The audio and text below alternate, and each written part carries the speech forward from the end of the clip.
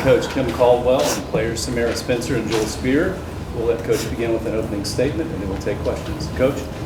I was really proud of our team. That's a level of play that I knew we could achieve. We just had failed to achieve it. And so it was really good to get that win tonight. It was good to get a close win. I think our crowd was phenomenal. They were worth 10 to 15 points easily. And so I appreciate everyone that came out and cheered. Let's start with Cora.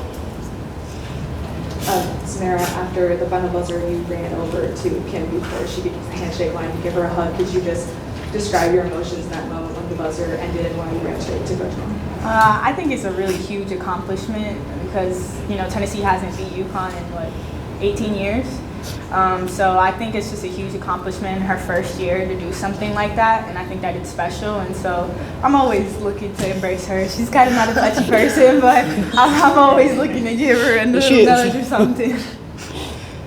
Go Maria, Ryan, and Jack. This is for both Samara and Jewel. I mean, I'll be honest, I'm getting old. I didn't know if I'd see Tennessee beat UConn again in my lifetime. So I know Coach Caldwell won't brag on herself, so I'm going to ask you two. She beat UConn in her debut at Tennessee. Just what does that say about your head coach? A lot. I mean, we knew this when she, took the job here. We knew she won a lot of games, and she told us when she got here, she wants this year to be the year that we do something special. She didn't want to wait, and that's just special, being a senior, hearing that from a coach that believes in us. And you saw how quick she returned after having her baby, and it's just the sacrifices that she continuously makes for us. It's just the little things that we have to do for her, which is just playing hard. That's all she really asked for. So I was really proud of us for doing that and sticking together today. Ryan and Jack. Jewel, I think your first reaction was also to run over and hug Kim. What went behind that? And Kim, what was your reaction to both of your players going in? Their first thing they do was go and celebrate with you. Yeah, I think it's the same thing that Sam said. Like I just hit on, the sacrifices that she made, and all of our coaching staff stepping up, but just her, being at the front and believing in us and us doing something really huge. We knew what this game meant to a lot of people, our alumni. So we showed it, and just for her to be there smiling, and she was right there, so I just gave her a little hug. I welcomed it with open arms. I thought we played really hard. I think this was the game where we played the hardest, the most consistent. And so for them to run over and give me a hug was great. I want them to enjoy every moment of this. Kim, what was different about this game down the stretch compared to some of the other games earlier in the season that slipped away? Yeah, we had poise down the stretch. I think we played with confidence. I think we played to win as opposed to afraid to lose. And again, I think the crowd had a lot to do with it. We had a good week of practice. We had a really good bye week. It did not translate to our Missouri game, but we had a really good week. I thought we turned a quarter. I do think we were getting better. And so it was good to hopefully get over the hump, beat a top opponent. Hi, this question is for all of you. What did you guys do in the locker room to celebrate after the win? Look at her. That's what we did. Yeah, that's pretty much it right here. We got her and we got Coach Jenner. Yeah. It was Coach Jenner's And house, Jewel so. a little bit. A little bit, yeah. Go to Casey and then Paige. Joel, why was it important for you guys to run over and celebrate with the Olympian Vols? Once again, we just knew how important this game was for them. They set the stage, and we just really wanted to make them proud, honestly, just by playing hard. And that's what we're about with this team. So to see them smiling and taking the time out of their day to come support us, that was the least we could have done. I was going to ask the same. It's all up to you, Kim, and you didn't have that earlier in the game. So how nice was it to have the celebration? I didn't care for it. Surprise you? No, they did not surprise me. I did not care for it. It was definitely overkill. It wasn't cups of water. It was bottles of water. She still survived. And I surrendered. We'll go Chris and then Maria. Hey, Kim, anybody was around Pat knows how much rebounded basketball is for her. You guys killed them on the boards tonight. How fitting is that? Yeah, we've talked about that at length every game. And I thought we just really played hard on the rebounds. And of all of the other games we had where we lost, if we would have won the rebounding battle, we'd win the game.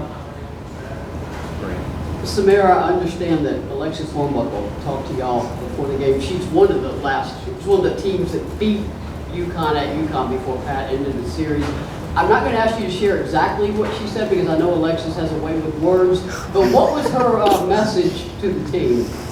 I mean, it was basically just talking to us about how important and where it all started from. She said that it started in 1995, which none of us were born then, but I mean, it's like special, and it's special to be here playing against them, and it's special to, you know, wear Tennessee across your chest and be able to have that rivalry. And so it's basically what Coach Kim tells us every day, like we got to take pride in being here and playing, but from it coming from somebody who played in it and was in it and won championships and was like here playing against UConn, it just hits different.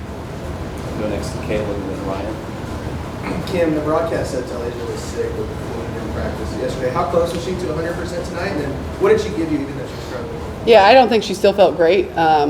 She did a really good job of fighting through adversity at the beginning of the game. She didn't see some shots go in. She still got teammates opened. She made some mistakes that were frustrating, and she still stepped up big for us at the end. Ryan, Cora, and then Maggie.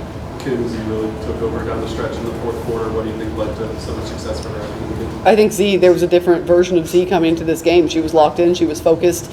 She was really, I think this game really meant something to her, and she had 2 good days leading up to it. For Samara and Jewel, once you guys took that lead in the third quarter, you didn't give it back. And you guys went on a 13-0 run, which I feel like is the biggest run that you guys have gone on against a ranked opponent.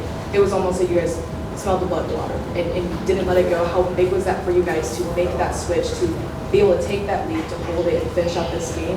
And just what kind of statement do you feel like you made? Well, I'll say we've had our fair share of getting leads and losing them, like we did in the Florida State game, and we knew that UConn was capable of like coming back and hitting shots, but our defense is what really helped us. I felt like we got them like, you know, out of what they're normally used to and a little bit frantic, and they weren't hitting shots that they normally would hit. So I just feel like for us to be like as focused as we were, I think that was a big help. And I also think like we didn't want to have any regrets. We talked about that, and you know, there's been a couple games that we've lost by 1 or 2 possessions. So I think we honed in on like the little skills, just on like boxing out, not fouling, to get us the win. Kind of on that same note on defense, when you guys really took each out of rhythms, you didn't quite get your shots in the middle court there. What was just your goal heading into the game of making it comfortable for her, knowing that she can score at any point? I mean, everybody knows she's a great player. We never really focus on just one specific player, especially at this time in the year. We know there are a lot of great players on different teams. It's just more so about like containing. And we knew coming into this game that she had the possibility to get hot and to lead their team to a win. And so we didn't want that to happen. So we just did everything that we could, pressured her as much as we could, got her out of rhythm, got her out of what she normally does, and it helped. Go next to Jack and then Casey. Another strong game rebounding. How important, Coach, was that for it to come down to this after having so many struggles in these big games with rebounding? Yeah, we wanted to out-rebound it by 10. We thought that was the motion we needed to have to be in the game. We did not shoot the ball great, so we had a lot of opportunities to go get those rebounds. I think they turned it on at the end and went and got way too many second chance opportunities down the stretch, which was concerning. So there's still room to grow. Casey, Maria, and then Chris. Coach, what is it about Samara that really allowed her to spark the offense in that 13-0 run when she had 9 of the points and then those 3 back-to-back baskets? Yeah, she played poise, she played under control, she played with confidence, but the most important thing that she did for us tonight, she really pushed pace. She got in the paint and she didn't force anything up. She sometimes dribbled it in a circle and kicked it back out, but that's really where we want to start our offense from. And so hopefully we can build on that moving forward. Coach, I know it's a regular season game and you got a big SEC game on Monday, but sometimes to have success, it helps to see success. How big is that for your team as you close out SEC play in this month? Yeah, I think we're getting better. I think we, like Jules said, had a lot of games that, I mean, they still stick with me. The 1 possession games against top 10 opponents, and we really needed to beat a top 10 opponent. I think that we could do that. I think we deserve that. I think we practiced hard enough to do that. We just were making too many mistakes. And we talked at length about these top teams. You can't make those mistakes, and I do think we lessened those. For any of you guys, UConn hadn't been in a close game for forever. They've been killing people. As you guys got the lead, kept the lead in the third and fourth quarter, could you sort of see it in their eyes? We hadn't been in this kind of position for a long time.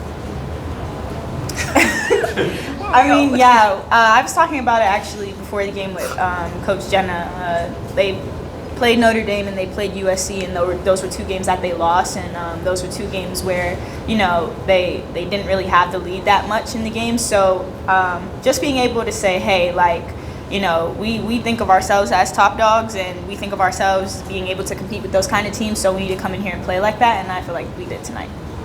Paige, Cora, and then Emily. Joel and Samara, you guys have both mentioned about how much this meant to you and working to do this in her debut season, but it's just her and Pat now that have beat UConn. How impressive is it that she did that? Does it lead to maybe the heightened celebrations after the game? Very impressive. Yeah, and I'll say this, I didn't do it. They did it. And they just made up their minds that they wanted to do it. And I didn't score 1 point, I didn't get 1 stop. And they locked in and they wanted it, and they played incredibly hard. And that's something that we've talked about, is you need to be tired, you need to be playing hard. And they can be excited for me, but I'm more excited for them.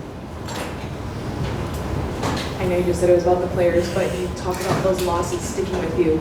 To see this team finally get over that hump, especially on the last play when you got that layup, like Coop had to really fight to keep that possession alive.